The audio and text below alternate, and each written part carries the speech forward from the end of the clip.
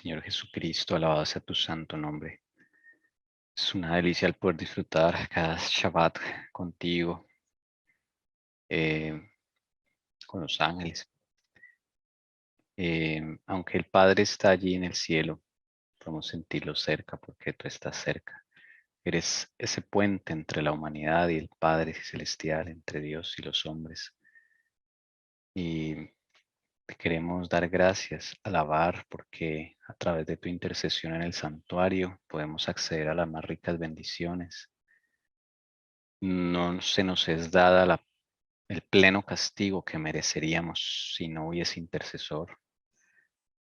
Todo juicio que llega a nuestra vida es mitigado por la incesante intercesión tuya, Señor Jesús, en el santuario celestial.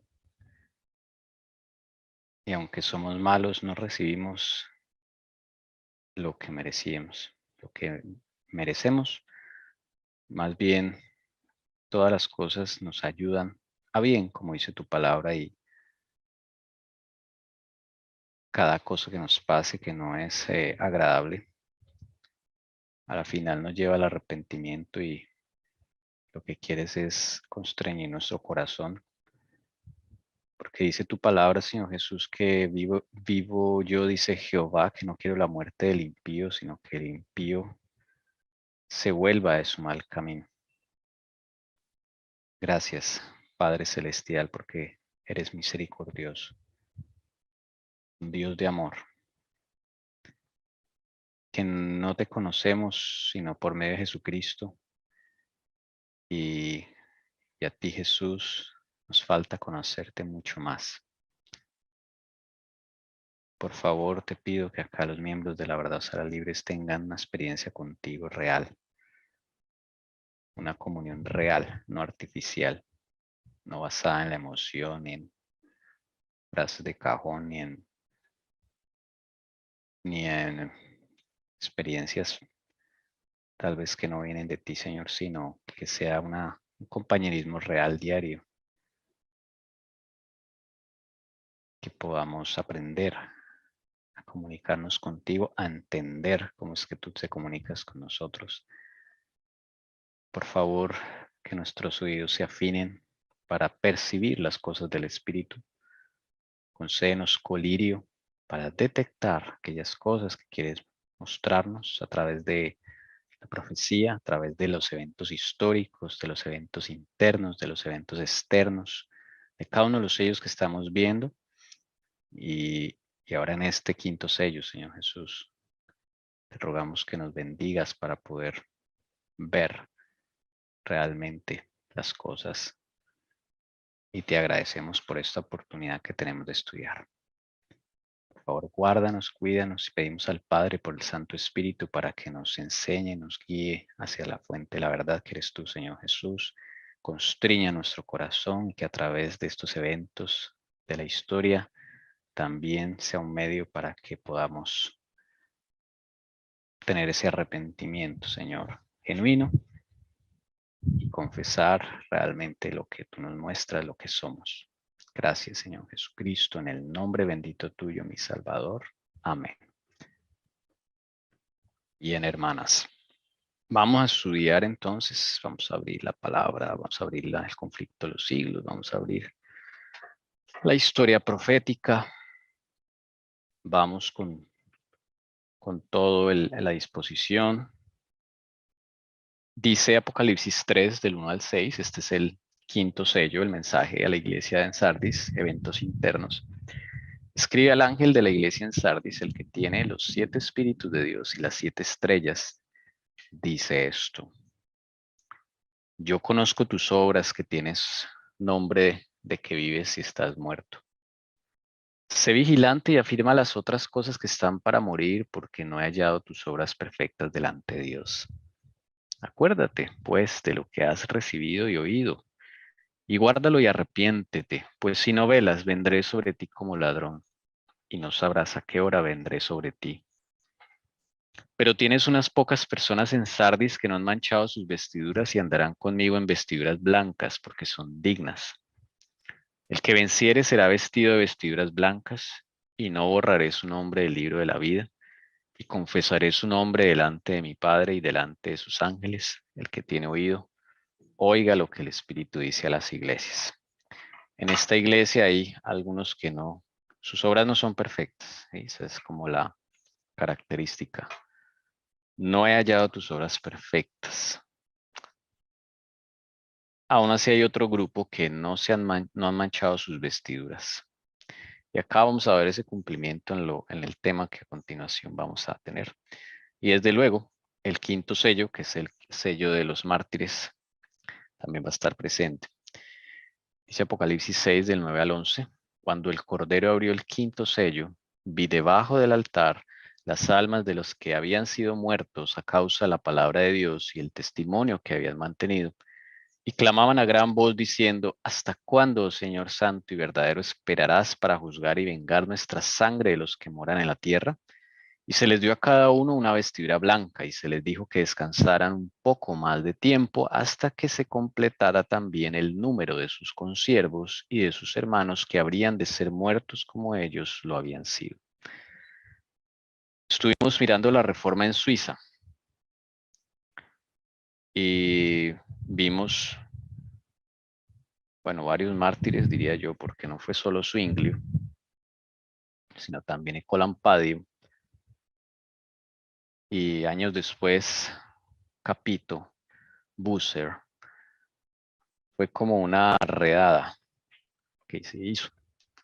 Y ahí termina la historia de Zwinglio, pero no la historia de la reforma en Suiza. Pero ahora nos vamos a trasladar con la ayuda del Señor y viendo el cumplimiento de tanto eventos internos como externos. Nos vamos al capítulo 12 del conflicto de los siglos. Ese es nuestro objeto de estudio en los próximos sábados. La reforma en Francia. Bueno, entonces, el cuadro aquí un poquito ya. La hermana White dividió el libro del conflicto de los siglos, pues como el Señor le inspiró, por países. Pienso que es una forma más ordenada de ver esta historia, ¿no? Porque es compleja, tiene muchos nombres, muchas fechas, muchas dietas, muchos eventos. El siglo XVI es una cosa impresionante. Entonces, el siglo XVI hay que estudiarlo detalladamente.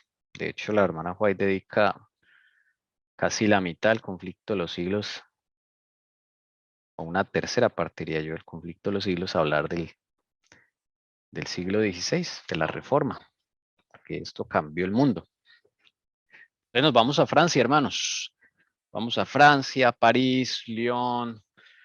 Entonces, hermosas ciudades de Francia, Montpellier, Versalles. Bueno, todos estos sitios que guardan una historia. Y la reforma en Francia es clave, es muy clave. Ya vamos a ver por qué es clave. Entonces, las hermanas que nos van a ayudar a leer, estén listas allí. La hermana Carolina, la hermana Lucy, la hermana Jessica, que la introducción. El Luis XII, el padre de su pueblo, acaba de convocar a los representantes del clero francés a reunirse en Tours, 1510. Este príncipe parece haberse anticipado a los tiempos de la Reforma, de modo que si esta gran revolución hubiera tenido lugar durante su reinado, toda Francia podría haberse convertido en protestante. La Asamblea de Tours había declarado que el rey tenía derecho a hacerse la guerra del Papa y a hacer cumplir los decretos del Concilio de Basilea. Bueno, atención porque aquí la reforma del siglo XVI no empieza con Lutero, no comienza en Alemania, tampoco comienza con Zwinglio en Suiza. Realmente la reforma del siglo XVI comienza en Francia, ¿ok? Y comienza con este rey, Luis XII de Francia, en el año de 1510. 5 años antes de morir, este rey convoca un concilio, pero no es un concilio con el Papa, es un concilio aparte con el clero francés en la ciudad de Tours. ¿Okay? Y él quiere una reforma para el clero porque ve que el catolicismo está terrible, solo corrupción. Entonces él tiene su deseo de reformar la iglesia. Y entonces eso parte a nivel estatal. Mire, aquí él no es reformador, él es un rey, es político, pero al parecer es sincero y él quiere reformar la iglesia. Y entonces convoca este concilio de Tours. ¿Ok? Puro clero francés, ahí no hay nadie más. ¿Ok?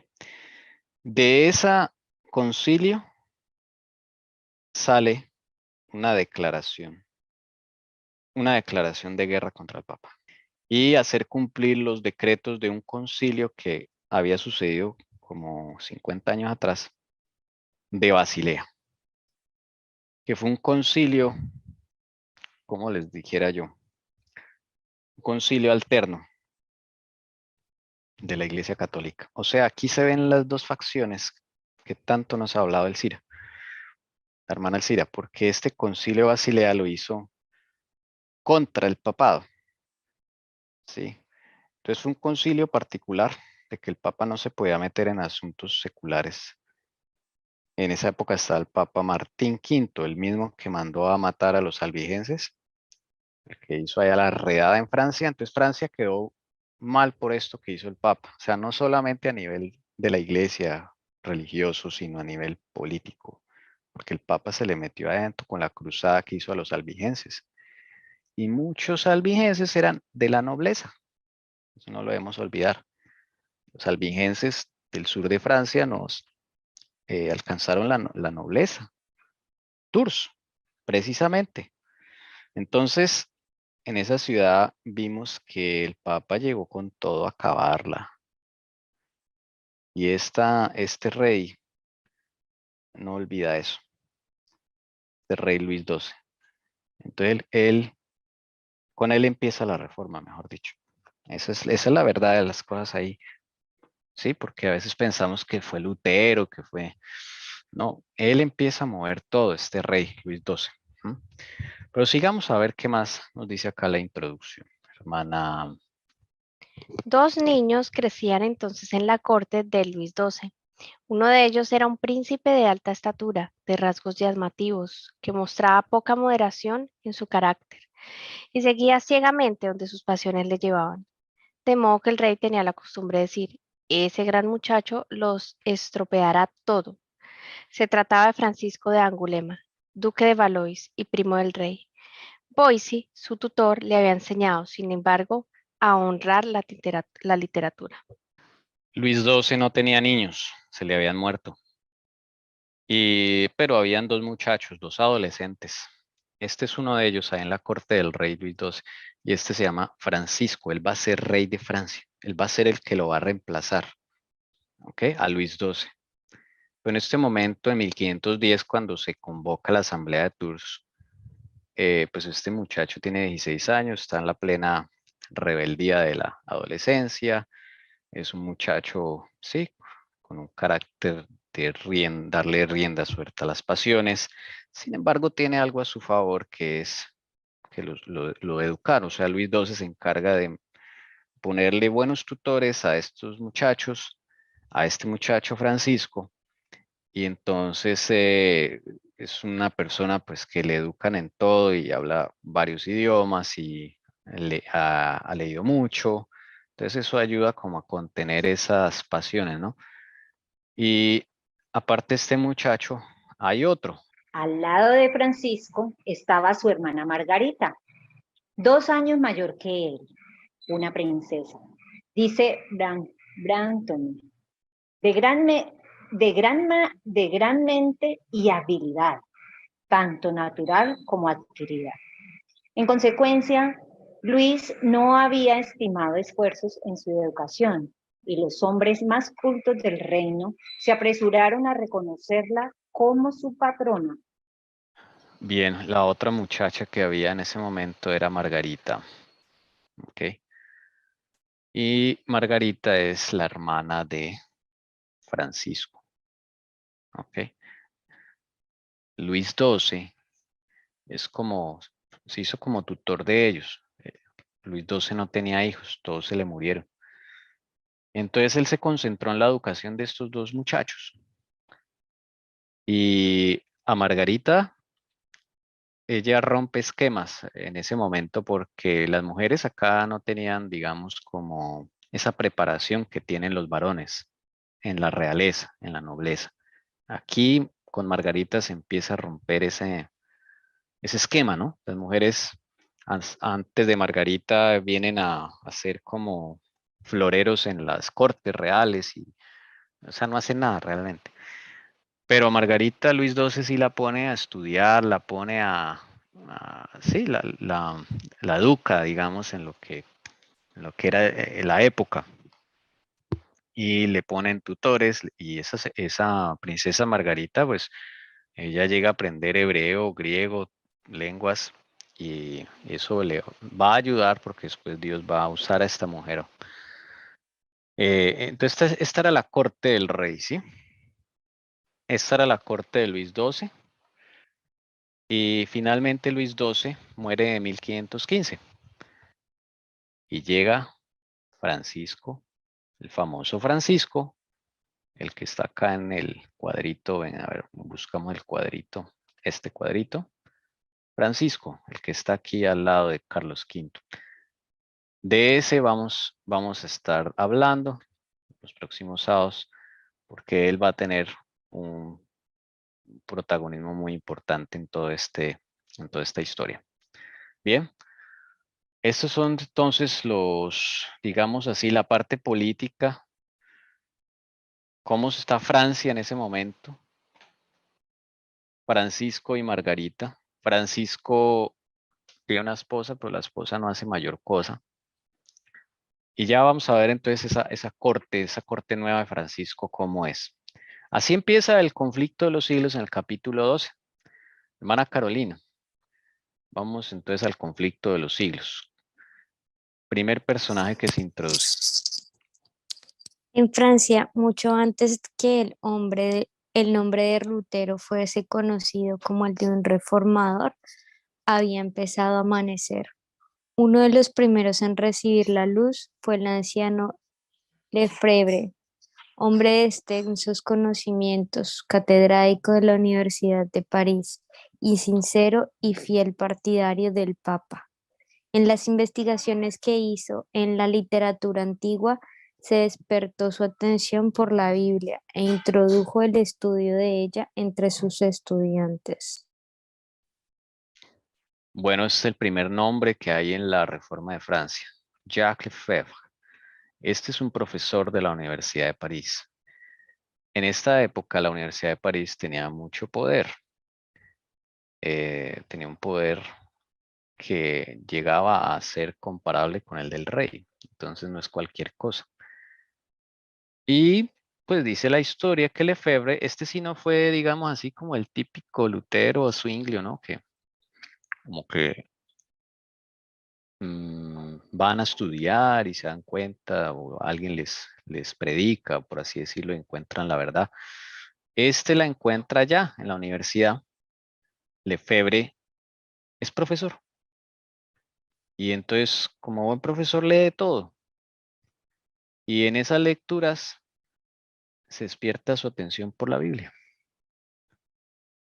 Ya sabemos que eso lo hace el Espíritu Santo, porque nadie se le despierta la atención por la Biblia así como así.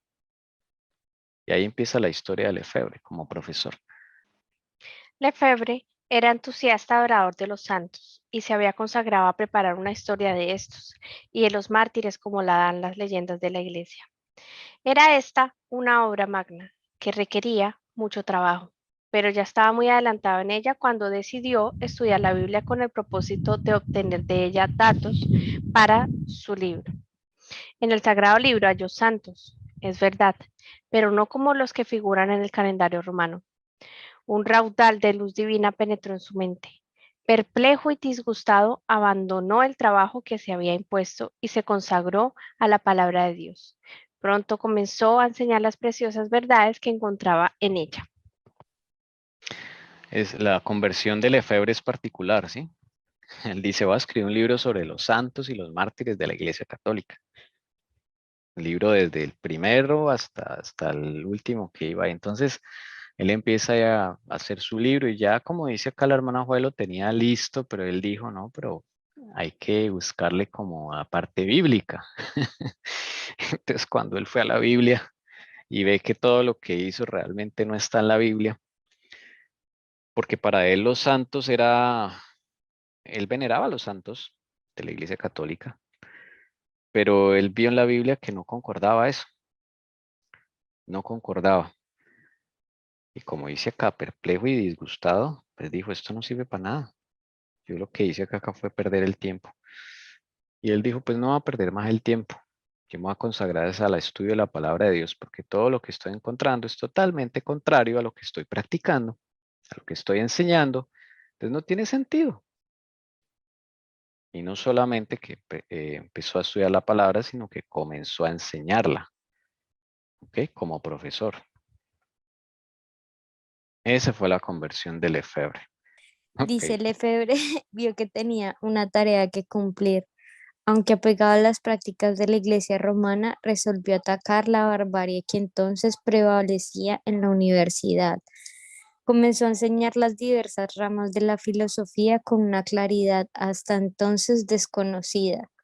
Se esforzó por revivir el estudio de las lenguas y de la antigüedad erudita. Fue más allá. Percibió que en lo que respecta a una obra de regeneración, la filosofía y la erudición son insuficientes. Abandonando, por tanto, la escolástica que durante tantas épocas había reinado en las escuelas, volvió a la Biblia y revivió en la cristiandad el estudio de las sagradas escrituras y el saber evangélico. No dedicó su tiempo a las investigaciones áridas, sino que fue al corazón de la Biblia. Su elocuencia, su candor, su amabilidad cautivaron todos los corazones. Serio y ferviente en el púlpito, se entregaba a una dulce familiaridad con sus alumnos. Me quiere mucho, escribió Glarean, uno de ellos, sus amigos, a su amigo Zuinglio. Lleno de candor y bondad, a menudo canta, reza, discute y se ríe de las locuras del mundo conmigo. En consecuencia, un gran número de discípulos de todos los países se sentaron a sus pies. Yo rescato lo siguiente. Si alguien quiere comentar, bien pueda. Él se fue al corazón de la Biblia, ¿no? Que es Cristo. Así de sencillo. Y eso se le empieza a notar en su forma de ser. Ahí podemos ver cuando alguien es realmente convertido, porque su carácter es diferente. Por eso rescata acá su elocuencia, su candor, amabilidad. Empiezan a cautivar los corazones porque es Cristo quien está con la persona. ¿Ok? Entonces, eh, empieza a tratar de una forma especial a sus alumnos. Uno de ellos, Glarean, que es amigo de Zwinglio, está estudiando en la Universidad de París, le dice a Zwinglio, lleno de candor y bondad, a menudo canta, reza y discute y se ríe de las locuras del mundo conmigo. Me quiere mucho, ¿sí?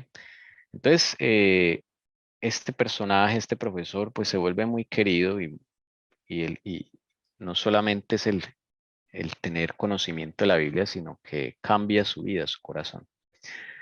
También que los profesores, los teólogos tienden a, como dice acá, a hacer investigaciones áridas, ¿no? Como muy técnicas, con mucho tecnicismo y todas esas cosas, ¿no? Pero no, Lefebvre no, porque él fue convertido por el Señor. Entonces él va con la sencillez del Evangelio, él va a enseñar lo que ha aprendido de la mano del Maestro Jesucristo. Es el Lefebvre. Por eso dice la hermana Juárez acá que mucho antes que el nombre de Lutero fuese conocido, ¿ok? Comienza la reforma en Francia, ¿sí notan? Porque la reforma comienza en Francia. Y este señor fue el primer reformador del siglo XVI, podemos decir, Lefebvre, ¿ok? Claro, él nace en el 55, él es más de más edad. Vamos a ver, hermana Jessica, ¿qué más de Lefebvre? En 1512, antes que Lutero y Zwinglio empezaran la obra de la Reforma, escribía Lefebvre: Dios es el que da, por la fe, la justicia, que por la gracia nos justifica para la vida eterna. Oh, grandeza indecible de este cambio. El inocente es condenado y el culpable queda libre. El que bendice carga con la maldición y la maldición se vuelve bendición. La vida muere y los muertos viven. La gloria es envuelta en tinieblas y el que no conocía más que confusión de rostro es revestido de gloria. ¿Qué año? Mire, 1512, hablando de justificación por la fe. Hermosas palabras, las que escribe Lefebvre.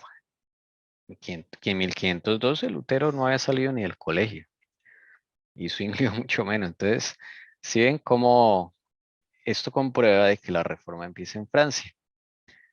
Es bien bonito cuando dice acá, oh, grandeza indecible este cambio, el cambio que ejerce Cristo en el humano. El inocente es condenado. ¿Quién? Cristo, porque él fue crucificado. Y el culpable queda libre. ¿Quién? Nosotros, yo, el pecador, quedó libre. El que bendice carga con la maldición. ¿Quién? Jesús. Y la maldición se vuelve bendición. Jesús en la cruz. La vida, con B mayúscula, muere.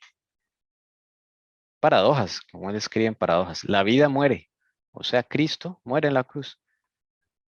Pero los muertos viven por esa muerte de Cristo. Cosa paradójica. La gloria, con G mayúscula, Cristo, es envuelta en tinieblas. Porque eso pasó en el Calvario. Y el que no conocía más que confusión de rostro, es revestido de gloria, nosotros. Esa es la paradoja de la redención. Bonito, escribe Lefebvre. Si eres miembro de la Iglesia de Cristo, eres miembro de su cuerpo y en tal virtud estás lleno de la naturaleza divina. Oh, si los hombres pudiesen penetrar en ese conocimiento y darse cuenta de este privilegio, cuán pura, casta y santa no sería su vida y cuán despreciable no les parecería toda la gloria de este mundo en comparación con la que está dentro de ellos y que el ojo carnal no puede ver. Si nosotros hacemos algo bueno, como decíamos esta mañana, ¿no? Es porque nosotros hay algo de la naturaleza divina. No es porque nosotros seamos buenos intrínsecamente, ¿sí? Es porque hay algo, queda algo de la naturaleza divina. Así la persona no sea religiosa, ¿sí? Porque uno puede decir, ay, pero mira, ese no es religioso, no va a la iglesia, no reconoce a Dios, pero trata bien a sus hijos. ¿Por qué? Pues porque en él Dios está orando, aunque él no sepa. Y hay algo en esa persona de la naturaleza divina. No es porque él tenga algo diferente a los demás, ¿no? Tiene algo de la naturaleza divina. Es que donde se nos pierda eso de la naturaleza divina, ese algo que nos queda, hermanos, ya estamos perdidos. Dios no nos abandonó. ¿Mm? Es el Lefebvre. Es el Lefebvre. Vamos entonces al siguiente, porque aquí en Francia hay varios. Sí, en Francia hay varios. Digamos, el protagonista de Alemania es Lutero, definitivamente. El protagonista de Suiza, Zwinglio. Pero en Francia no ocurre así. En Francia van a haber varios, un grupo, esto, un movimiento que se levanta. Entonces, vamos a otro. Hubo algunos entre los discípulos de Lefebvre que escuchaban con ansia sus palabras y que mucho después que fuese acallada la voz del maestro, iban a seguir predicando la verdad. Uno de ellos fue Guillermo Farel, era hijo de padres piadosos y se le había enseñado a aceptar con fe implícita las enseñanzas de la iglesia. Hubiera podido decir como Pablo, conforme a la más rigurosa secta de nuestra religión, he vivido fariseo. Hechos 26:5. Como devoto romanista se desvelaba por concluir con todos los que se atrevían a oponerse a la iglesia. Este era un ferviente católico romano. Sincero, ¿sí? O sea, un sincero católico. Guillermo Farel. Este hombre es el fundador, escuche bien, Guillermo Farel es el fundador de la iglesia calvinista, ¿ok? De los calvinistas. Y usted dirá, bueno, hermano Esteban, pero no fue luego Juan Calvino el que fundó la iglesia de los calvinistas. Juan Calvino colaboró, pero no es el fundador. Él le dio estructura, le dio como el cuerpo, el sistema religioso, ¿sí? Escribió las doctrinas y las formalizó. Pero el que puso digamos así, el que el Señor usó fue a Farel. Y él fundó las primeras iglesias calvinistas. ¿Ok? Ese es un dato bien, bien interesante. Él entonces es considerado el padre del calvinismo. ¿Mm? Ya después él se encuentra con Juan Calvino y juntos empiezan a trabajar. Pero Juan Calvino viene a ser como un Melanchthon para Lutero. ¿Sí entienden la relación? Juan Calvino empieza a ser como un Melanchthon para Lutero. Pero digámoslo así, el que Dios usa para el movimiento que se está generando acá es Guillermo Farel. Calvino acá todavía es un muchachito, es un niño, ¿sí? Calvino viene un poquito más adelante. Pero los que inician esto es Lefebvre y Farel, ¿ok? Los dos reformadores de Francia. Porque Lefebvre es ya más viejito. Él ya es un profesor de universidad y su conversión ocurre ya en su edad madura. Pero Farel es alumno de Lefebvre, ¿ok? Farel es alumno de Lefebvre. Vamos a seguir entonces, hermana. Rechinaba los dientes, decían más tarde, como un lobo furioso cuando veía que alguno hablaba contra el Papa. Había sido incansable en la adoración de los santos, en compañía con Lefebvre, haciendo juntos el jubileo circular de las iglesias de París, adornando en sus altares y adornando con ofrendas los santos relicarios. Pero estas observaciones no podían infundir paz en su alma. Todos los actos de penitencia que practicaban no podían borrar la profunda convicción de pecado que pesaba sobre él. Oyó como una voz del cielo las palabras del reformador: la salvación es por gracia. El inocente es condenado y el culpable queda libre. Es solo la cruz de Cristo la que abre las puertas del cielo y la que cierra las del infierno. Hay quien se metiera contra el Papa, contra la Iglesia Católica.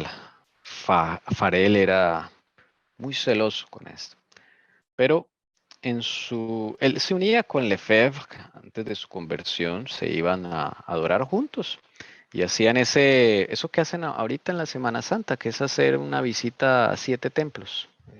Es una costumbre, hacer un círculo, ¿cómo se dice? El jubileo circular, como dice acá, es coger y 7 iglesias e ir a visitar los monumentos y a orarle a los santos de los monumentos que colocan allá. Esto viene desde esa época. Entonces Lefebvre y Farel se iban los dos a hacer eso, pero había algo aquí. Estas observancias no podían infundir paz a su alma y eso lo coloca Jesús. Ahí empieza a trabajar el Espíritu Santo con ellos dos. Porque ellos van, hacen todo, pero como que hay algo que no cuadra, ¿sí? No hay paz. Quedan vacíos, ¿sí? Todo esto empiezan ellos a vivirlo. Sí, y empieza a vivirlo Farel. Mana Jessica. Farel aceptó gozoso la verdad. Por medio de una conversión parecida a la de Pablo, salió de la esclavitud de la tradición y llegó a la libertad de los hijos de Dios. En vez del sanguinario corazón del lobo hambriento, tuvo al convertirse, dice él, la mansedumbre de un humilde e inofensivo cordero, libre ya el corazón de toda influencia papista y entregado a Jesucristo. Cuando Lefebvre le enseña a Farel las bondades del Evangelio, Farel queda estupefacto. Notemos que cada conversión es diferente en la vida de la historia humana, porque es que el Señor conoce el corazón de cada uno, ¿sí? A algunos les toca más duro, la lucha es dura y no, la conversión no es así de un momento a otro. Pero dice la hermana White que Farel se parece a la conversión de él como Pablo, mire, ¿sí? Porque él era estricto, digámoslo así, fariseo, católico. Y de un momento a otro, cuando encuentra, más bien el Señor lo encuentra a él, que usa a su profesor Lefebvre, él queda deslumbrado y tiene una conversión así de la noche a la mañana, prácticamente. Llega la mansedumbre y la humildad de Cristo, como él mismo lo dice acá. Ya ese celo, esa rabia, todo eso, porque él le tenía rabia a los herejes y todo eso, a todo el que fuera en contra de la Iglesia Católica. Pero ya el Señor lo libra de eso. Entonces, ese tipo de conversión se parece a la de Pablo, ¿no? Que ocurre de un momento a otro. Y Farel se convierte al Evangelio. Estos dos hombres son los primeros reformadores. ¿Ok? Lefebvre y Farel. Bien, pero ahí no para la cuestión, esto sigue. Dice, entre los nobles más distinguidos de la corte se encontraba Guillermo Montbrun, hijo del cardenal Briçonet de San Malo, que había ingresado en la iglesia tras el fallecimiento de su esposa. El conde Guillermo, aficionado a los estudios, tomó las órdenes sagradas y fue sucesivamente obispo de Lodève y de Maus. Enviado 2 veces como embajador a Roma, regresó a París, sin ser educado por halagos y las pompas de León X. Bueno, aquí va a aparecer otro nombre, Guillermo Briçonet. ¿Ok? Él va a ser obispo. Y él también es consciente de que la Iglesia Católica está mal. Él va a ser obispo de 2 ciudades, de Lodève y de Mou. Este Meaux se pronuncia Mou. Esto es francés. Así es el francés, un montón de letras para decir Mou. ¿Ok? Entonces, si te gusta, puede leerlo. Mu. Mou. Mou. Gracias. Mu. Vale. Ok, sí, así es. Mou. Entonces, él fue 2 veces a Roma, regresa a París. Mientras él está en Roma, Lefebvre y Farel están trabajando ya, están dando clase a los alumnos. Bueno, Farel todavía sigue siendo alumno, pero siguen difundiendo estas verdades que van encontrando. Y este Guillermo es amigo de Lefebvre, ¿ok? Cuando él regresa del Roma, se va a encontrar con esta sorpresa. Vamos a ver su reacción. En la época de su regreso a Francia, la savia empezaba a moverse por todas partes. Farel, entonces maestro de artes, daba clases en el célebre Colegio de Cardenal Lemoyne, uno de los 4 principales colegios de la Facultad de Teología de París, de igual rango que la Sorbona. 2 compatriotas de Lefebvre, Arnaud y Gerard Roussel, junto con otras personas, aumentaron el círculo de mentes liberales y generosas. Briçonet, recién llegado de las alegres diversiones y festividades de Roma, se asombró de lo que había ocurrido en París durante su ausencia. Sediento de la verdad, reanudó sus antiguas relaciones con Lefebvre y pasó muchas horas preciosas con el doctor de la Sorbona, con Farel, los 2 Russells y sus amigos. Este ilustre pero humilde prelado estaba dispuesto a dejarse instruir por los cristianos más humildes, pero sobre todo por el propio Señor. Estoy en las tinieblas, dijo. Su mente estaba deslumbrada, por así decirlo, por la brillantez del Evangelio. Sus párpados cayeron ante su inigualable brillo. Los ojos de todos los hombres, añadió, son insuficientes para recibir toda la luz de esta gran luminaria. Lefebvre y Farel empiezan a narrar, a contarle el evangelio a este Guillermo Briçonet y pues él queda deslumbrado, ¿sí?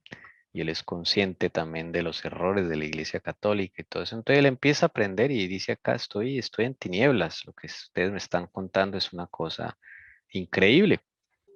Pero había en la corte de Francisco I un alma en particular que parecía preparada para recibir la influencia evangélica del doctor Etaples y del obispo de Meaux. Margarita, aún vacilante y titubeante en medio de la sociedad depravada que la rodeaba, buscó apoyo y lo encontró en el Evangelio.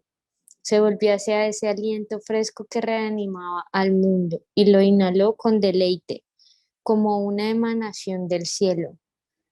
De algunas de las damas de su corte se enteró de lo que enseñaban los nuevos doctores. Le prestaron sus escritos, sus libritos, llamados en el lenguaje de la época tratados, y le hablaron de la iglesia primitiva, de la pura palabra de Dios, del culto en el espíritu y en verdad, de la libertad cristiana que sacude el yugo de la superstición, de las tradiciones de los hombres para acercarse solo a Dios. Durante mucho tiempo, esta princesa conversó con Lefebvre, Farel y Roussel. Su celo, su piedad, su pureza de costumbres, todo en ellos golpeó su imaginación. Pero fue el obispo de Meaux en particular, que había disfrutado de su amistad durante mucho tiempo, el que se convirtió en su guía en el camino de la fe. Bueno, aquí ya llegan a las altas esferas. Lefebvre, Farel, Roussel. Roussel son estos dos que están acá. A ver, Arnaud y Gerard Roussel. Son dos nuevas, digamos, almas que Lefebvre y Farel les predica, por así decirlo. Junto con Brisonnet, que es el obispo. ¿Ok? Este señor. Y como él es obispo, tiene allá contacto con la realeza de Francia. ¿Sí? Entonces llega hasta Margarita, la hermana del rey. Y ella se convierte al evangelio. Claro, la conversión de ella no es de un momento a otro, ¿no? Ella empieza a leer, ¿ok? Y ella, claro, como Luis XII le había dado esa educación de lectura, de investigación y todo eso, le dice, venga, tráigame todos esos escritos que están allá eh, sacando en la Universidad de París, todo eso, sáquenme todo eso, quiero leer. Y entonces ella empieza a leer eso y queda flechada con Jesús. Y Lefebvre, Farel, Roussel empiezan a mandar sus tratados, ¿ok? Por medio del obispo de Meaux, ¿ok? De Brisonnet, este señor. Y así la princesa, ella empieza a componer poemas. Mi padre, entonces, ¿pero quién es? Sí, el Eterno, siempre invisible, inmutable, inmortal, que perdonará por gracia cada uno de mis pecados. Por eso, oh Señor, me arrojo como una criminal ante tu sagrado alimento. Oh dulce Manuel, ten piedad entonces de mí, Padre divino. Tú eres el altar, tú el sacrificio. Hiciste por nosotros lo que en verdad basta, ya que Dios declara que es agradable a sus ojos. Tú eres el altar, el Padre, tú eres tú el sacrificio, Jesús. Ella empieza a hacer poemas para expresar lo que siente, su fe. Es muy hábil en la escritura de poemas. Y eh, es una princesa que realmente se enamora de Jesús, ¿ok? Y va a ser una pieza clave en Francia, esta señora, Margarita, que en este momento es muy joven, ¿no? Es muy joven. Y ella también tiene su proceso, ¿no? De conversión. Em, entonces ahí va, o sea, la cosa uno dice, uy, pero Francia esto prosperó buenísimo, ¿no? Esto no pasó en Alemania, ni pasó en Suiza, esto no pasó esas cosas, ¿no? Aquí el evangelio llega hasta la corte del rey, facilito. Y en la reforma inicia en la misma Universidad de París. Entonces es algo bien curioso esto, ¿no? Vamos a seguir leyendo. Entre tanto, Lefebvre continuaba esparciendo entre los estudiantes la luz divina. Farrell, tan celoso de la causa de Cristo como lo había sido la del Papa, se dispuso a predicar la verdad en público. Un dignatario de la iglesia, el obispo de Mu, no tardó en unirse con ellos. Otros maestros que descollaban por su capacidad y talento se adhirieron a su propagación del evangelio, y este ganó adherentes en todas las clases sociales, desde los humildes hogares de los artesanos y campesinos hasta el mismo palacio del rey. La hermana de Francisco I, que era entonces el monarca reinante, abrazó la fe reformada. El mismo rey y la reina madre parecieron por algún tiempo considerarla con simpatía, y los reformadores miraban con esperanza hacia el porvenir y veían ya a Francia ganada para el Evangelio. Bueno, este es como el resumen que da la señora White. El obispo de Meaux, claro, por su influencia y todo, él empieza a propagar el evangelio en todas las clases sociales, ¿sí? Eso es algo que se le apunta a él, porque él, así como tiene lazos con la reina, también a través de sus iglesias, de las iglesias que tiene a su cargo, tiene lazos con la gente del común. Entonces el evangelio entra a hogares pues, de campesinos, artesanos, hasta el mismo Palacio del Rey. Acá confirma que Margarita abraza la fe reformada, ¿ok? La hermana de Francisco, esa es Margarita. Todavía el rey todavía no, y la reina madre, que es la mamá de ellos dos, todavía no se sabe, dice acá, por algún tiempo la consideraron con simpatía, ¿no? La consideraron con simpatía. Pero Margarita sí la cogió en serio, ¿ok? Claro, esto les dio mucho ánimos a los reformadores de Francia y dijo, no, ya la tenemos, ¿no? Todo está saliendo bien, perfecto, ¿no? Como que uno dice, uy, acá no hay oposición, ¿no? Bueno, pero no, esto es una guerra. Vamos a ver. Pero sus esperanzas no iban a realizarse. Pruebas y persecuciones aguardaban a los discípulos de Cristo. Si bien la misericordia divina se las ocultaba, pues hubo un periodo de paz muy oportuno para permitirles acopiar fuerzas para hacer frente a las tempestades, y la reforma se extendió con rapidez. El obispo de Mux trabajó con empeño en su propia diócesis para instruir tanto a los sacerdotes como al pueblo. Los curas inmorales e ignorantes fueron removidos de sus puestos, y en cuanto fue posible se los reemplazó por hombres instruidos y piadosos. El obispo se afanaba porque su pueblo tuviera libre acceso a la palabra de Dios, y esto pronto se verificó. Lefebvre se encargó de traducir el Nuevo Testamento, y al mismo tiempo que la Biblia alemana de Lutero salía a la imprenta de Wittenberg, el Nuevo Testamento francés se publicaba en Meaux. El obispo no omitió esfuerzo ni gasto alguno para hacerlo circular entre sus feligreses, y muy pronto el pueblo de Meaux se vio en posesión de las Santas Escrituras. Esto se conoce en la historia como el Círculo de Meaux, ¿ok? Porque la reforma empezó en esa ciudad de Meaux, con el obispo de Meaux. Bien, este que va a subrayar acá, el obispo de Meaux, que es Briçonnet. Vuelvo acá la fotico como para que lo identifiquemos. Briçonnet. Ese obispo. Entonces él, noten que él empieza a esparcir la luz allá en su lugar donde él gobierna la iglesia. Y al mismo tiempo que el Nuevo Testamento sale en Alemania, también sale el Nuevo Testamento en Meaux. O sea, alguien detrás está coordinando todo eso. ¿Sí notan? O sea, eso no es coincidencia porque Lutero no conoce todavía de la Reforma en Francia. No sabe de Lefebvre ni de nada de eso. Probablemente, no lo sé. Por lo menos en la historia que se revela no hay una comunicación. Pero sí debe haber alguien detrás que está manejando sus tiempos. Porque este es el momento en que salen esas dos Biblias, una en alemán y otra en francés. ¿Ok? ¿Quién fue el encargado de traducir la Biblia al francés? El obispo de Meaux. Bueno, no fue el obispo, pero fue Lefebvre, ¿ok? Con la financiación del obispo de Meaux, ¿ok? Lefebvre, aquí está, tradujo el Nuevo Testamento. Eso es clave, ¿ok? Recordemos Lefebvre, ¿quién es acá? Este señor, el más viejito, ¿bien? Más viejito, que ya aquí ya está de edad, pero él se encarga de traducir el Nuevo Testamento. ¿Listo? El obispo Brisonet no omitió esfuerzo ni gasto alguno para hacer circular entre sus feligreses. Él dio plata, ¿sí? Para que todo mundo en Mu tuviera las Sagradas Escrituras. Bueno, maravilloso. Vamos bien, ¿no? Hermana Carolina.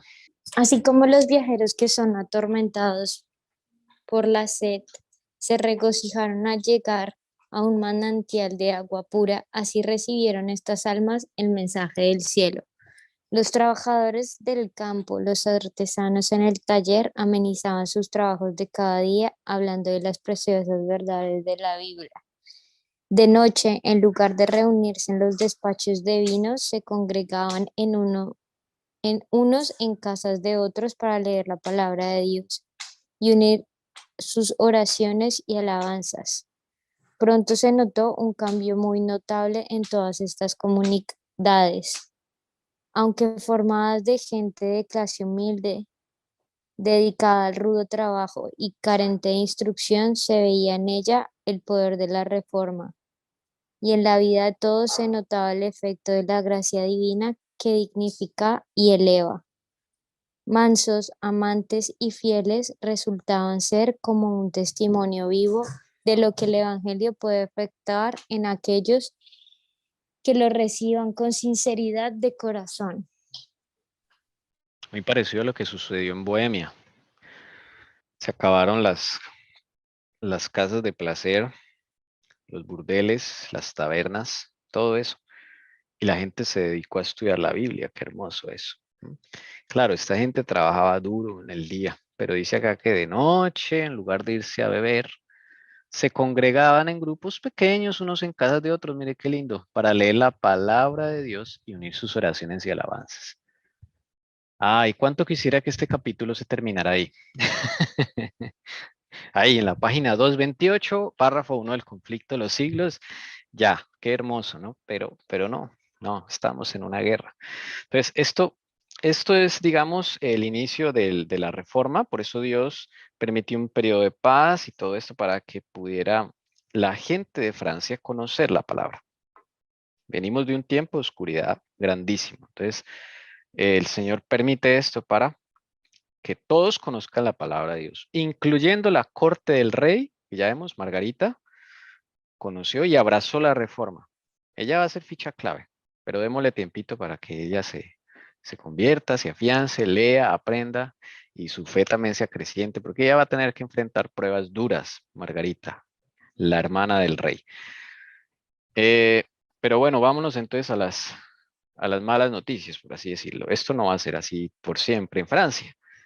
Se levanta oposición. Bueno, Luisa de Saboya, madre del rey, y de Margarita, notoria por sus galanterías, absoluta en su voluntad y rodeada de un séquito de damas de honor cuyo libertinaje inició en la corte de Francia una larga serie de inmoralidades y escándalos, naturalmente tomó parte contra la palabra de Dios.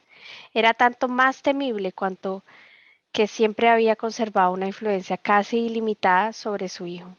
bueno, la señora Luisa, ella sí no es amiga del Evangelio, es católica pura.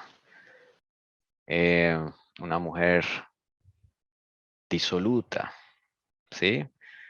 En Francia se va a ver mucho de eso. Mujeres muy disolutas o también como Margarita, mujeres muy juiciosas.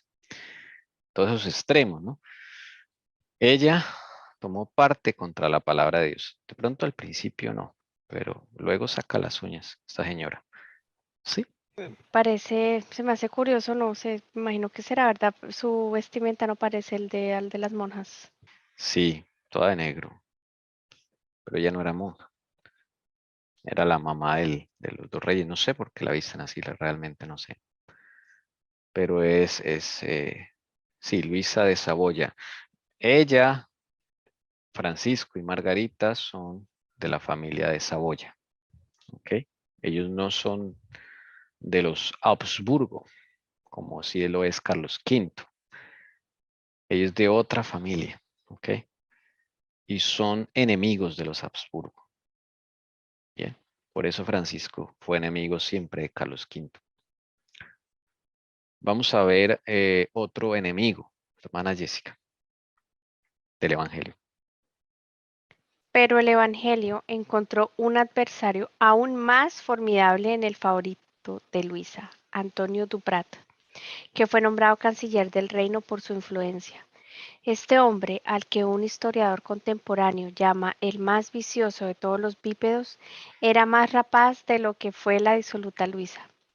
Habiéndose enriquecido primero a expensas de la justicia, deseó posteriormente aumentar su riqueza a expensas de la religión, e ingresó en las órdenes sagradas para obtener la posesión de las viviendas más ricas.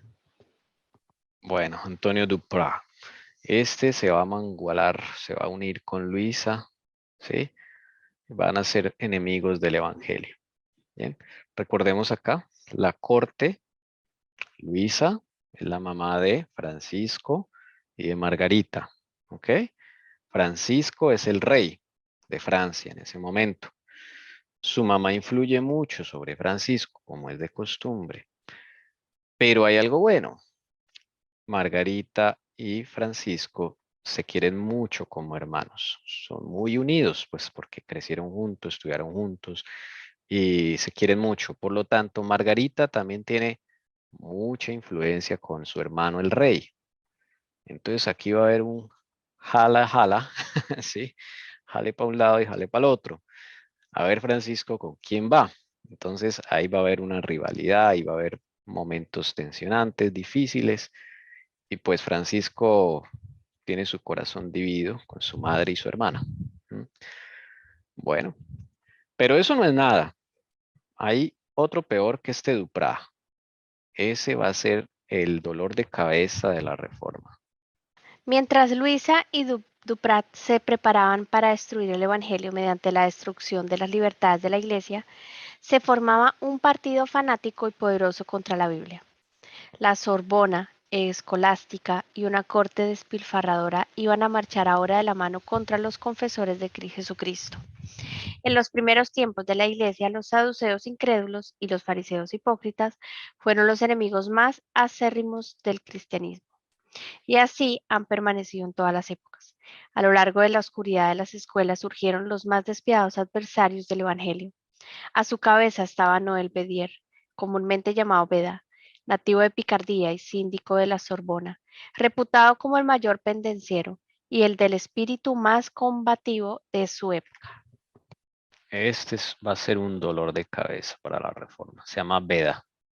Así se conoce en la historia. Su nombre original, Noel Bedier. ¿Ok? Natural de una región en Francia que se llama Picardía.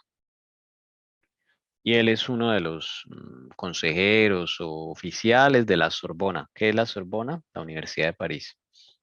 Así se llama la Universidad de París, la Sorbona. Y aquí vamos a ver que la Sorbona es un problema para Francia. ¿Okay? La Universidad de París tiene mucho poder. Aquí está la otra facción. Ellos se van a enfrentar con el rey inclusive. O sea, el rey le queda difícil controlar la Sorbona. ¿Okay? Y este Beda se levanta y ese sí, sin contemplación, quiere mandar a la hoguera a todo el mundo. ¿Okay? Su hermana Jessica. Educado en las secas máximas del escolasticismo, madurado en las tesis y antítesis de la Sorbona, teniendo mayor veneración por las distinciones de la escuela que por la palabra de Dios, se transportaba con ira contra aquellos cuyas bocas atrevidas se aventuraban a exponer otras doctrinas. De carácter inquieto, incapaz de disfrutar de ningún reposo, siempre requiriendo nuevas actividades, era un tormento para todos los que le rodeaban. De carácter inquieto, incapaz, perdón, esto está como repetido, bueno. Era un tormento para todos los que le rodeaban, la confusión era su elemento nativo. Parecida, nacido para la contienda, pero cuando vio aparecer a los nuevos doctores, se precipitó como una bestia salvaje que de repente percibe una presa fácil a su alcance. Educado en las secas máximas del escolasticismo, madurado en la tesis y antítesis de la Sorbona, teniendo mayor veneración por las distinciones de la escuela que por la palabra de Dios, se transportaba con ira contra aquellos cuyas bocas atrevidas se aventuraban a exponer otras doctrinas. De carácter inquieto, incapaz de disfrutar de ningún reposo, siempre requiriendo nuevas actividades, era un tormento para todos los que le rodeaban.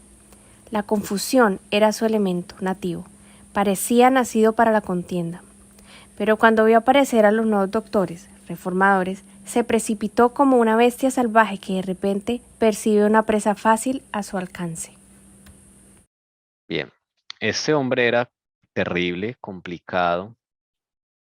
Escolasticismo, ¿qué es? Filosofía antigua. ¿Ok? Y esta es la Sorbona. Hacerle aquí un acercamiento. La Sorbona del siglo, más o menos siglo XVI. ¿Ok? Hoy en día existe la Sorbona, es una de las universidades más antiguas del mundo, junto con Oxford, Cambridge, junto con Oxford, sí, Wittenberg, todas las primeras universidades y la Universidad de Praga. ¿Ok? Entonces, esta universidad tenía, o sea, tenía mucho poder, ¿ok? Aquí estaban los fanáticos católicos más terribles como Beda, y son ellos los que van a empezar a hacer presión y a perseguir a los siervos de Dios, ¿ok? Pero aún nos falta otro personaje, digamos, del lado bueno, ¿sí? Vamos a verlo. No eran solamente los pobres y los humildes los que en medio del padecimiento y del escarnio se atrevían a ser testigos del Señor en las casas señoriles, en el castillo, en el palacio. Había almas regias para quienes la verdad valía más que los tesoros, las categorías sociales y aún que la misma vida. La armadura real encerraba un espíritu más noble y elevado que la mitra y las vestiduras episcopales. Luis de Berquín era de noble alcurnia, cortés y bravo caballero, dedicado al estudio, de elegantes modales y de intachable moralidad. Era, dice, un escritor fiel partidario de las instituciones del Papa y celoso oyente de misas y sermones. Y coronaba todas estas virtudes aborreciendo de todo corazón el luteranismo. Sin embargo, como a otros muchos, la providencia le condujo a la Biblia y quedó maravillado de hallar en ella no las doctrinas de Roma, sino las doctrinas de Lutero.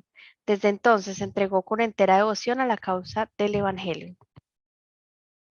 Este hombre va a ser muy importante, Luis de Berquín. Él es de la nobleza, ¿ok?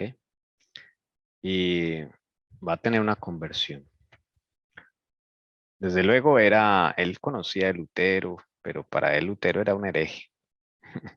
Cuando el Señor lo lleva a la Biblia, pues él queda maravillado, porque dice todo lo que yo leí de Lutero para condenarlo, encuentro que es bíblico. Eso fue lo que le llamó la atención. Y queda convertido, bueno, no convertido, pero queda con esa inquietud en su corazón y él empieza y sigue estudiando la palabra y sigue estudiando a Lutero, pero ya con otros ojos.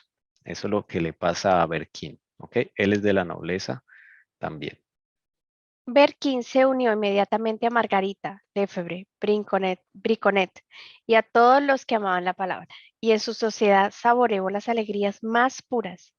Sintió que tenía algo más que hacer además de oponerse a la Sorbona, y le hubiera gustado comunicar las convicciones de su alma a toda Francia. Inmediatamente se puso a escribir y a traducir varios libros cristianos al francés. Les parecía que todos los hombres debían reconocer y abrazar la verdad con la misma prontitud con que él lo había hecho. Aquella impetuosidad que Beda había ejercido al servicio de la tradición humana, Berquín la empleó al servicio de la palabra de Dios. Aunque era más joven que el síndico de la Sorbona, menos prudente y menos hábil, tenía a su favor el noble entusiasmo de la verdad. Eran dos fuertes luchadores que se disponían a probar cuál de los dos debían tirar al otro. Pero Berquín tenía otro objetivo en mente que un triunfo sobre Beda. Hubiera deseado derramar torrentes de verdad sobre todos sus compatriotas.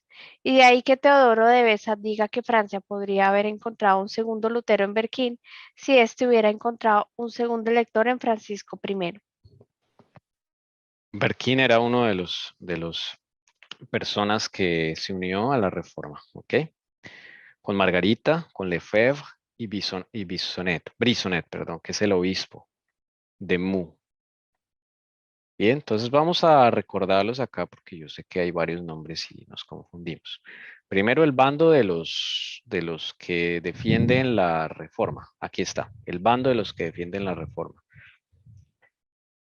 Entonces, de izquierda a derecha, el primero es, a ver si se acuerdan. El primero de la izquierda, ¿cómo se llama? Lefebvre. Muy bien, hermana Jessica. El segundo, Francisco. No, no, no. Ay, no me olvidé. el alumno de Lefebvre. Sí. Que se dedicó a Brico, no, no, él se dedicó a El fundador del predicar. calvinismo. Sí, sí, sí. Ay, no me olvidé cómo se llamaba. Guillermo Farel. Farel, sí. Listo. Guillermo Farel. Del profesor. Este es el alumno del profesor, pero que ya se volvió profesor también. Este de acá, ¿cómo se llama? Ah, bueno, vamos a ponerlo en orden de aparición. El siguiente que se convirtió, digamos, de este de acá, ¿quién era? El obispo de Mux. De Mu. Sí, señora, muy bien. El obispo de Mu. Este es Brisonet. Brisonet. A ver, por acá, por aquí lo teníamos. Este, Guillermo Brisonet. Bien, hermana Doris. Qué bueno que ya le vuelve el internet. Este de acá, el noble, el de la nobleza. ¿Cómo se llama? Ah, Jessica, ¿usted se acuerda cómo se llama? Luis. Luis. Y el apellido Berquín. Berquín, Berquín, sí. Luis Berquín. Este de acá. ¿Ok? Luis Berquín. Y la señora que está arriba, la muchacha que está arriba, ¿cómo se llama? Margarita. Muy bien, hermana Doris. y Princesa Francisco, Margarita. Y el rey Francisco. Henry Francisco. Bien. Ellos son hermanos, ¿no? Esos son los que defienden la reforma, ya que quién se ha convertido realmente o no, bueno, ya lo vamos a ver, ¿sí? Porque mientras todo está en paz, eso, el evangelio es atrayente, hermanos. El evangelio es atrayente, la palabra es atrayente. Mientras todo esté en paz, ¿no? Pero cuando vengan los problemas, ahí se va a saber quién está de parte de la verdad. ¿Ok? De todos estos personajes. Ahora miremos el grupo de los que están en contra de la reforma. ¿Ok? A ver, la señora de negro, ¿cómo se llama? Luisa. Luis. Creo. Luisa, sí. Luisa. Muy bien, las dos contestaban. Luisa, es la mamá de Esa de Saboya, ¿era? Saboya, sí. La mamá de Margarita y Francisco. ¿Ok? Pues ella viene de otra generación, ella no va con la reforma. Este señor, bueno, pongámoslo al revés porque en orden de aparición. Hay uno que está bien cerca de Luisa, en la corte. ¿Cómo se llama? Que tiene un bigotico. Estilo Hitler. ¿Cómo se llama? Mana Jessica, ¿usted se acuerda? ¿Ese era que era Briconet? No, No, entonces Brisonet, no me Brisonet es este, el obispo de Ah, Mu. ya, ya. No me acuerdo la verdad. Ok. Este es Duprat. Es un oficial que está siempre con Luisa. Este de acá, ¿cómo se llama? El más terrible, que es de la Universidad de París. Veda, algo con Veda. Sí, Beda. No el Beda. Beda, así se conoce. Y dos instituciones que van a hacer oposición fuertemente, porque es de mayoría ultracatólica, es la Universidad de París, llamada la Sorbona. El de abajo es el Parlamento francés. ¿Ok? El Parlamento y la Sorbona es una cosa curiosa. El Parlamento de Francia en esos tiempos no es político, es judicial. Allá es donde salen todas las sentencias judiciales, allá están los jueces, los magistrados, por así decirlo, ¿ok? Que van a sacar edictos y justicia. Y la Universidad de la Sorbona, que es la parte académica, pero también muy política, ¿ok? En esa época la Sorbona no era solo de enseñanza y ya, ¿no? Ahí está toda la facción católica, la otra facción católica. Bueno, así están, mire, ahí está. Los que están a favor, los que están en contra y van a hacer guerra, ¿ok? Ahí están los dos grupos. Y dentro de ese grupo está la corte del rey, que la mamá está en contra, ¿ok? La hermana está a favor y el rey, por ahora, está a favor, porque el rey le molestan hay una cosa que le molesta al rey, son los frailes, franciscanos, benedictinos, todo eso, a él no le gustan, porque sabe que son unos holgazanes y no hacen nada por Francia. Bueno, entonces eso va a ser algo ahí a favor. ¿Listo?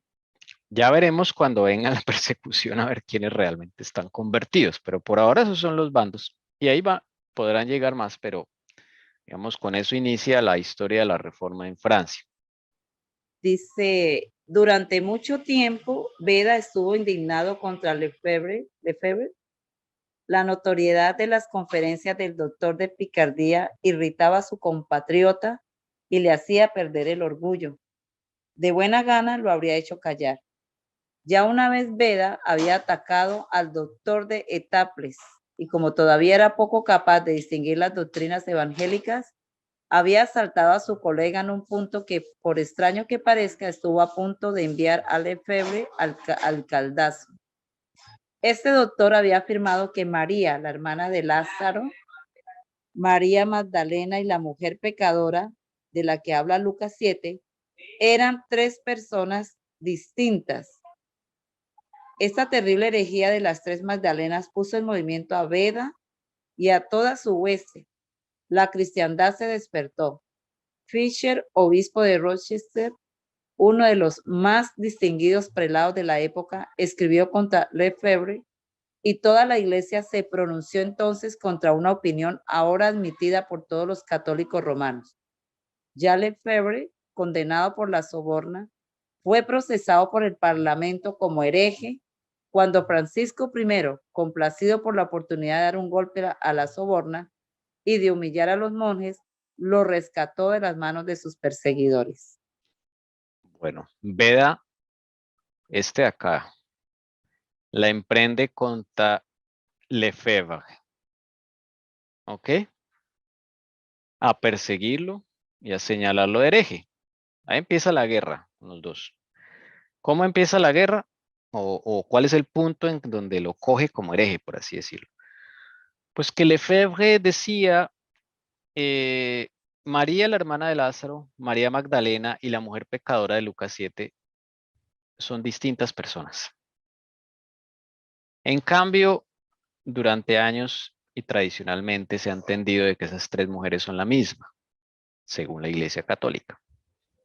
Beda dijo, eso es una herejía, esas tres personas son la misma. Y Lefebvre dijo, no, no son la misma, y él ahí lo demuestra. Bueno, ahí empieza el problema. Eso se lleva al Parlamento. Beda, aunque es de la Sorbona es la Universidad de París, él tiene allá conexiones con el Parlamento y fue procesado como hereje. Esa es una de las funciones que hacía el Parlamento de Francia, declarar quién era hereje. O sea que allá había gente, inquisidores, ¿ok? Pero bueno, Francisco I, claro, como la Sorbona estaba en contra de él, pues ahí él aprovechó y dijo, no, pues no, lo voy a rescatar y lo rescató, ¿ok? Bueno, el señor utiliza a Francisco, por eso lo dejamos aquí, ¿sí? Para rescatar a Lefebvre. Porque cuando el Parlamento declaraba a alguien como hereje, eso era para ir al cadalso. El cadalso es donde se queman a los herejes. Es la plataforma que construían para quemar, para torturar, para degollar, porque también morían degollados. Dependiendo de lo que dijera el Parlamento francés, también se le daba muerte a la persona de la forma como dijera el Parlamento.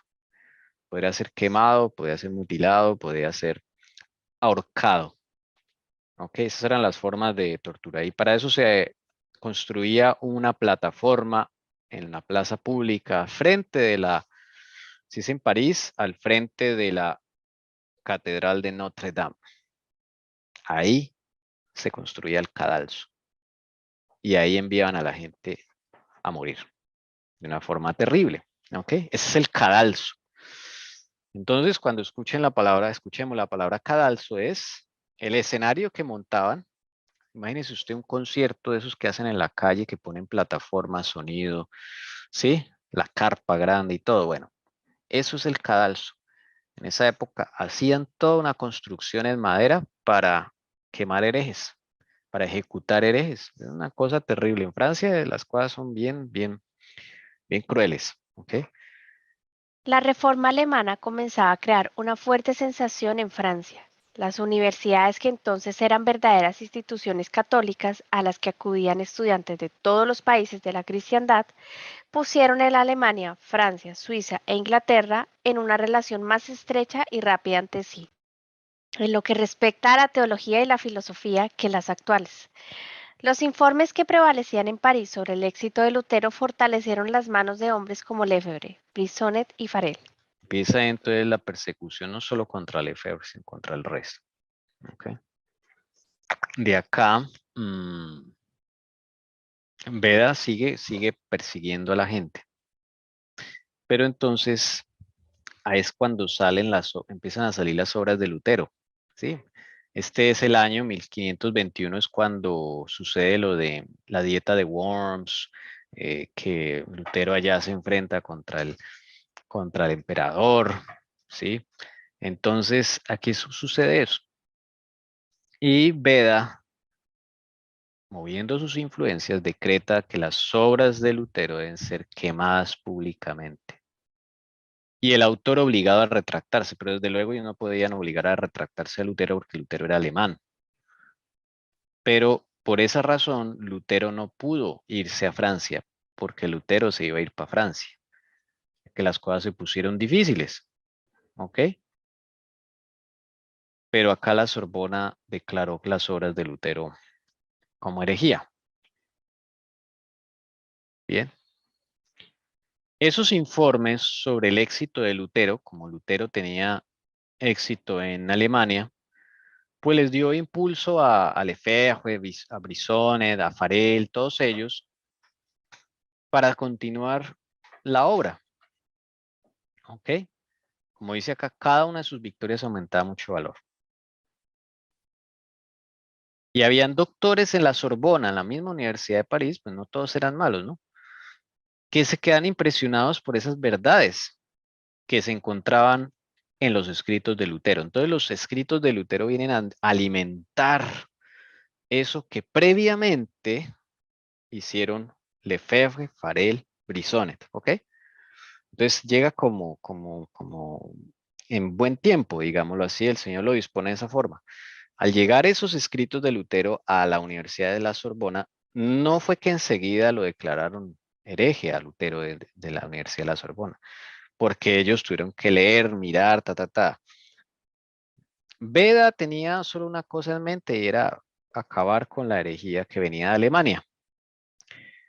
Mientras esos libros de Lutero llegaban a la Sorbona, muchos encontraron en esos escritos la luz que necesitaban para su vida. Por eso lo dice acá. Quedaron impresionados con los escritos del monje de Wittenberg. Entonces, miren todo cómo se va sincronizando. Yo sé que acá detrás hay una facción organizando todo, pero por encima de ello está el Señor también, ¿no? Para alcanzar más almas. Alcanzar más almas. Eso fue entonces lo que pasó. De ahí, las cosas se ponen difíciles cuando declaran los escritos de Lutero herejía y todo el que predique parecido a Lutero lo van a perseguir. Lefebvre y otros tienen que huir de París. Ya empieza la primera huida y ellos se van a Mou, a la tierra de Briçonnet. Briçonnet les dice, pues vénganse para acá, porque en París las cosas se pusieron difíciles, se pusieron feas. Entonces ellos se fueron para Mou, la ciudad de Mou en Francia. ¿Ok? Ahí entonces es la primera, digamos, persecución que empieza con Lefebvre y luego con los escritos de Lutero. Desde luego, los escritos de Lutero pues son básicamente lo que está predicando Lefebvre y Farel y Briçonet. ¿Sí? Entonces, ellos tienen que irse ahí por la persecución. Conflicto de los siglos. La Sí, luz, señora, sí. la luz derramada en Mu, Así la, nomás. Mu. La luz derramada en Mu iba a extenderse más lejos. Cada día aumentaba el número de los convertidos. El rey contuvo por algún tiempo la ira del clero, porque despreciaba el estrecho fanatismo de los frailes. Pero al fin, los jefes papales lograron prevalecer. Se levantó la hoguera. Al obispo de Mu le obligaron a elegir entre ella y la retractación, y optó por el camino más fácil, pero a pesar de su caída, el rebaño de este débil pastor se mantuvo firme. Muchos dieron testimonio de la verdad entre las llamas. Con su valor y fidelidad en la hoguera, estos humildes cristianos hablaron a millares de personas que en días de paz no hubieran oído jamás el testimonio de ellos. O sea que siempre los quemaron. Sí, aquí empieza a haber persecución. Entonces, en Mu, al obispo lo amenazaron. O se retracta, o acá nos encargamos de usted. Lastimosamente, él se retractó. No estaba convertido. ¿Sí? Este de acá, el obispo de Mu, se retractó. El problema es que allá está Farel y está Lefebvre, Farel y muchos más. Pero este hombre, al parecer, bueno, es que cuando no hay conversión, hermanos, cuando viene la primera prueba, hasta ahí llega uno. ¿Sí? Hasta ahí llega uno. Por eso es tan importante una conexión con Jesús. Bien, por eso podemos decir que ellos estaban a favor de la reforma. Briçonet es consciente de que esa es la verdad, pero es que cuando uno ya le amenazan, le llega la prueba, es difícil, hermanos, cuando uno tiene una conexión con Jesús. Entonces,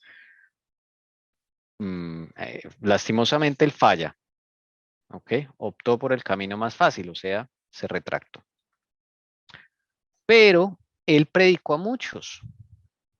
Su rebaño se mantuvo firme. Así va a ser muchos hermanos, muchos pastores van a apostatar. Pero el rebaño que ellos mismos evangelizaron se va a mantener firme. Qué paradoja. Pero así fue. Y muchos dieron testimonio de la verdad entre las llamas. De ese rebaño que el mismo obispo de Mu ayudó a evangelizar. ¿Ok? Pero ese valor y esa fidelidad en la hoguera, como siempre, va a ser semilla para que otros se levanten. Ese es el objeto. Hay uno de ellos, uno de esos que del rebaño de Mu, vamos a verlo acá. El lanero Leclerc comenzó a visitar casa por casa, confirmando a los discípulos, pero no se detuvo en esas preocupaciones ordinarias, sino que hubiera querido ver el edificio del papismo derribado, y a Francia, desde el medio de estas ruinas, volviéndose con un grito de alegría hacia el Evangelio. Escribió una proclama contra el anticristo de Roma, anunciando que el Señor estaba a punto de destruirlo en el aliento de su boca. A continuación, colocó audazmente sus pancartas en las puertas de la catedral. En ese momento todo era confusión alrededor de ese antiguo edificio. Los fieles estaban asombrados, los sacerdotes exasperados. Un hombre que se dedica a peinar lana se atreve a medirse con el Papa. Los franciscanos se indignaron y exhibieron que por lo menos esta vez se diera un terrible ejemplo. Leclerc fue encarcelado. Leclerc, un lanero, alguien que trabaja la lana, ¿ok? Alguien que peina la lana para alistarla, para cuando la van a hilar. Ese es un oficio normal en la Edad Media, ahorita lo hacen las máquinas, pero este lanero de Leclerc, el lanero llamado Leclerc, se enfrentó pues con el papado, por así decirlo, y Él empezó a colocar pancartas en las puertas de la catedral, el mejor estilo de Lutero, pero las pancartas iban dirigidas pues a la apostasía católica. Esto indigna a los franciscanos. ¿Cómo así que un lanero, un simple lanero, ¿no? Porque en esa época, Dios mío, ser lanero era lo peor. Por así decirlo, era como del pueblo, del vulgo, de lo peorcito. ¿Cómo así que un lanero va a predicar? No, no, no, no, eso no se puede permitir. Leclerc fue encarcelado. Para que veamos cómo eran las cosas en Francia, no eran nada fáciles. Pero asimismo habían siervos muy, muy fieles. Los cristianos evangélicos de Meaux, al ver a sus líderes dispersos, trataron de edificarse mutuamente. El lanero Juan Leclerc, a quien las lecciones de los doctores, la lectura de la Biblia y algunos tratados habían instruido en la doctrina cristiana, se distinguió por su celo y su facilidad para exponer las escrituras. Era uno de esos hombres a los que el Espíritu de Dios llena de valor y pronto se pone a la cabeza de un movimiento religioso. No pasó mucho tiempo antes de que la iglesia de Meaux lo considerara como su ministro. Pues el lanerito queda en la iglesia de Meaux predicando. Peor aún para los franciscanos, les da más rabia aún. Un simple lanerito, como dicen ellos. Ok, hermana Jessica, sigamos. Leclerc, el trabajo de Leclerc, sigamos con Que me Leclerc. imagino que no estudió con ellos en sus escuelas. No, no, él no estudió en la Sorbona, no estudió en ninguna parte, él es lanerito, normal. Pero el obispo de Meaux lo evangelizó. Y el obispo de Meaux se retractó. Y este lanerito está haciendo la obra ahora. El lanero Leclerc Espera un momento que este ya lo leí. Es este, ya. Después de que lo encarcelan, ahora sí. Su juicio terminó en pocos días, bajo la mirada del propio Briçonnet, que ahora debía presenciar y tolerar todo lo que se hacía.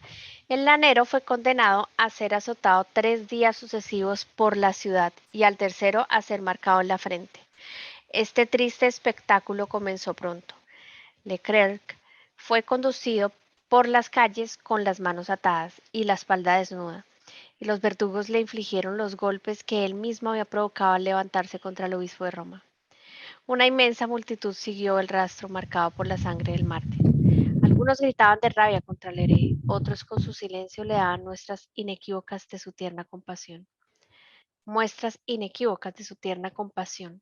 Una mujer animó al desdichado con sus miradas y palabras. Era su madre. 3 días, 2 días. La condena fue 2 días, perdón, 3 días de azotes sucesivos por la ciudad. Imagínense eso. 3 días. ¿Ok? Y en el día tercero lo iban a marcar en la frente. En esa época se marcaba así como una vaca en la frente, le ponían la palabra hereje, marcada con unas tenazas hirviendo. ¿Ok? Y eso es lo que le van a hacer al pobre Leclerc. Dicen, por fin, al tercer día, cuando terminó la procesión manchada de sangre, se detuvieron con Leclerc en el lugar habitual de ejecución. El verdugo preparó el fuego, calentó el hierro que iba a estampar su marca de fuego en el evangelista y acercándose a él, lo marcó en la frente como hereje. Se oyó un grito, pero no procedía del mártir. Su madre, espectadora de la espantosa escena y retorcida por la angustia, soportó una amarga lucha. Era el entusiasmo de la fe luchando en su corazón con el amor maternal. La fe prevaleció al fin y exclamó con una voz que hizo temblar a los adversarios: Gloria a Jesucristo y a sus testigos. Fue la mamá viendo a su hijo cómo lo marcaban con esa palabra de hereje en la frente. Por fin, perdón, así cumplió aquella francesa del siglo XVI el mandamiento del Hijo de Dios. Quien ama a su hijo más que a mí no es digno de mí. Semejante atrevimiento y en semejante momento merecía un castigo severo, pero esta madre cristiana había conmovido los corazones de los sacerdotes y de los soldados. Toda su furia fue controlada por un brazo más fuerte que el suyo. La multitud, abriéndose paso respetuosamente, permitió que la madre del mártir recuperara lentamente su humilde morada. Los monjes e incluso los siervos de la ciudad lo contemplaban sin moverse. Ninguno de sus enemigos se atrevió a ponerle las manos encima. Después de esta ejecución, Leclerc, puesto en libertad, se retiró a Rosay, en Brie, una pequeña ciudad a unas 6 leguas de Meaux, y posteriormente a Metz. Bueno, ese Leclerc, todavía no hemos terminado la historia de Leclerc, un lanerito, una persona humilde, ¿sí? Que es condenada por herejía. No lo mataron, pero fue condenado a 3 días de azotes continuos públicamente y en el tercer día a ser marcado en la frente como hereje. ¿Ok? En el momento en que el verdugo calienta el hierro, que era así como a las vacas, calienta el hierro para ponérselo en la frente y se lo pone en la frente es cuando se escucha ese grito, pero no es del mártir, no es del mártir, es de la mamá. ¿Qué fue lo que gritó la mamá? Gloria a Jesucristo y a sus testigos. ¿Ah? Su corazón se debatía entre el amor a su hijo, pero también el amor al evangelio. Y esa mujer testificó. Tan tremendo fue ese clamor que ella lanzó diciendo gloria a Jesucristo y a sus testigos, que todos quedaron calladísimos. Los moldes, dice, los monjes, incluso los siervos de la ciudad, la contemplaban sin moverse, quedaron estupefactos con esa frase que ella dijo tan poderosa, inspirada por el Espíritu Santo. Ninguno de sus enemigos se atrevió a ponerle las manos encima. Ella salió entre la multitud y todo el mundo quedó mirándola en silencio. Ahí entonces Leclerc fue puesto en libertad y le tocó irse de Meaux. Fue a parar a otra ciudad llamada Metz, cerca de Meaux. Pero Leclerc no ha muerto. Todavía nos queda un pedazo de su historia. Un pedazo de su historia que si Dios quiere en la tarde, pues veremos cómo sigue la historia de Leclerc, un simple lanerito.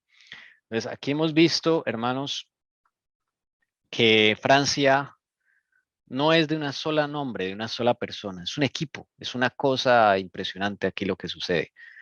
Ninguno tiene el protagonismo como lo tuvo Lutero en Alemania o Zwinglio en Suiza. Aquí es un grupo de personas. Cada uno tiene un talento, ¿sí? Cada uno el Señor lo manda a algún sitio. Desgraciadamente aquí cae Brisonet, se retracta, pero eso no quiere decir que él haya olvidado lo que le hayan enseñado, es porque le dio susto, como cualquiera de nosotros nos puede pasar si no estamos conectados con Cristo. Y así pues Brisonet con tristeza tiene que ver cómo uno de su manada, digámoslo así, de los que él ayudó a evangelizar, el lanerito se vuelve más decidido que él. O sea, esto es como una lección para Brisonet, ¿ok? Una lección. Brisonet, recordemos, era obispo. Tenía un alto cargo. Tenía conexión directa con la corte del rey Francisco, con Margarita. Y por miedo a perderlo todo, él se retracta. Pero cuando se levanta el lanerito, este lanerito es un discípulo de él mismo, que él mismo ayudó a evangelizar, lo ve con un coraje y una decisión tremenda. El lanerito no tiene nada que perder, pero ve ese valor tan tremendo, ve ese valor, él sabe de todo lo que está sucediendo ahí, y no solo Leclerc, sino todos los que mandan a la hoguera en Meaux, ¿ok? Eso se constituye en un testimonio para el mismo Brisonet, el obispo de Meaux, este lanerito. El lanerito que sí tiene una conexión con Cristo, porque déjenme decirles que para soportar lo que soportó este hombre, no se puede sino con el poder de Cristo. Y su madre también dando testimonio, impresionante.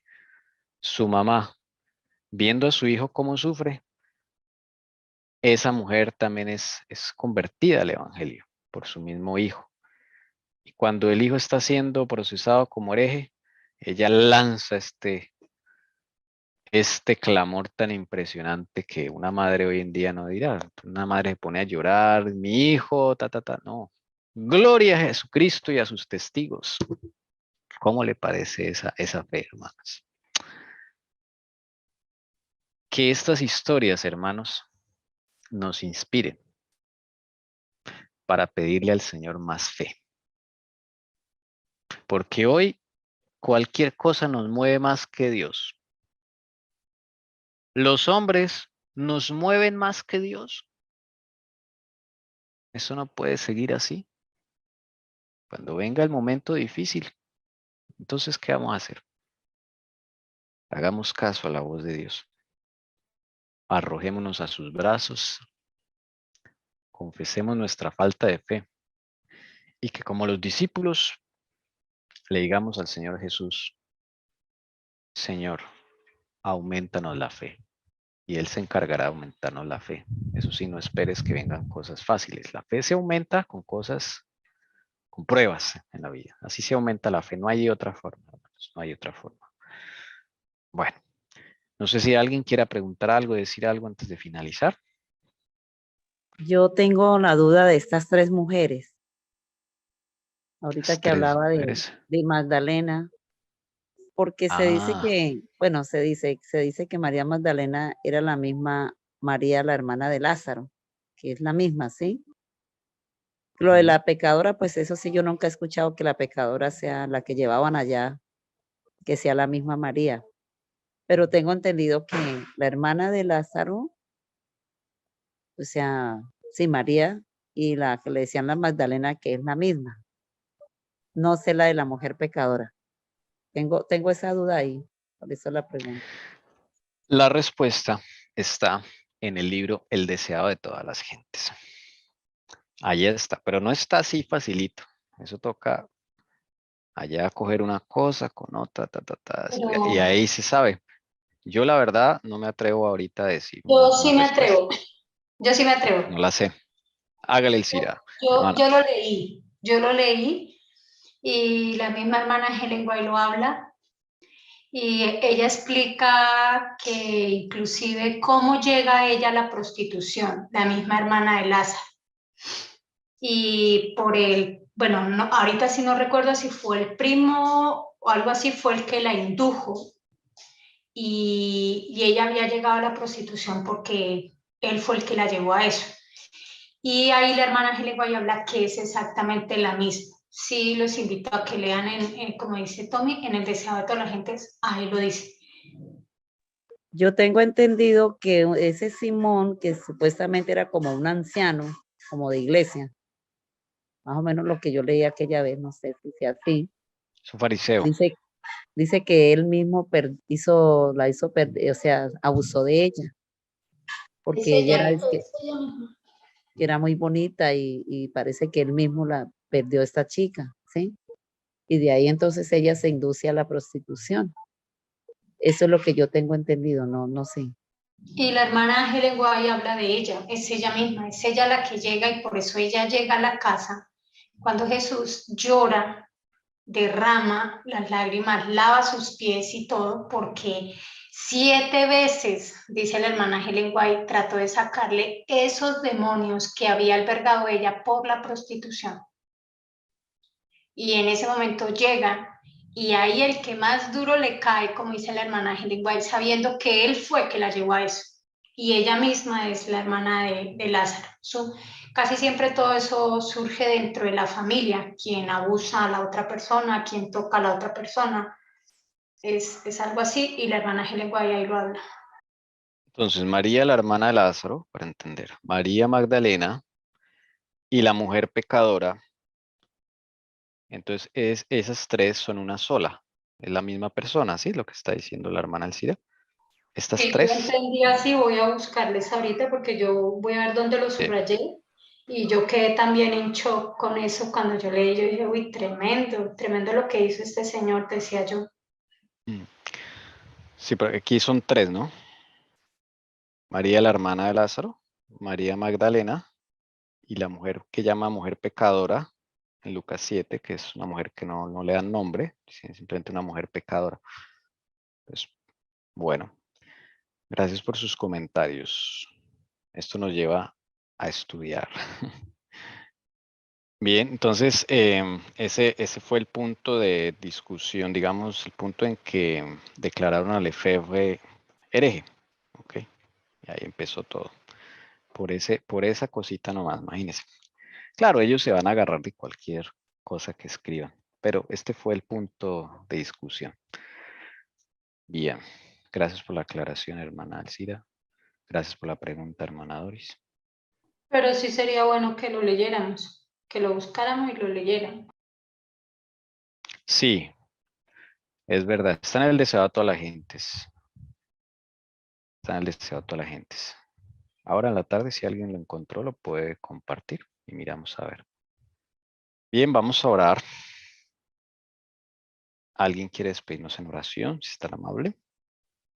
Yo, Bueno, a ver, hermana Lucy. bueno. Padre nuestro, que moras en las alturas de los cielos, santificado sea tu nombre. Venga a nosotros tu reino, hágase tu voluntad, así en el cielo como en la tierra. Agradecido, Señor, porque tu presencia está en medio de todos los que estamos estudiando tu palabra, santa, buena y justa, Señor, que nos enseña a ser mejores personas, mejores cristianos. Bendito y alabado seas por siempre. Gracias, Señor, por este alimento espiritual. Lo necesitábamos y nos aumenta la fe a siempre estar de parte tuya, de parte de la verdad presente, Señor, de la verdad que está escrita en la palabra de Dios. Muchas gracias, Señor, porque nos afianzas en ella.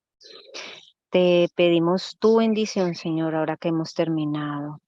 Derrama de tu Santo Espíritu sobre todos los que estamos alabándote, glorificándote en este día sábado santo. Muchas gracias, Señor, por darnos a Jesucristo, tu unigénito Hijo, para que todo aquel que en él cree no se pierda, mas obtenga la vida eterna. En el nombre de Jesucristo te lo agradecemos y pedimos, Señor, tu bendición para cada uno de los que estamos aquí presentes. Amén.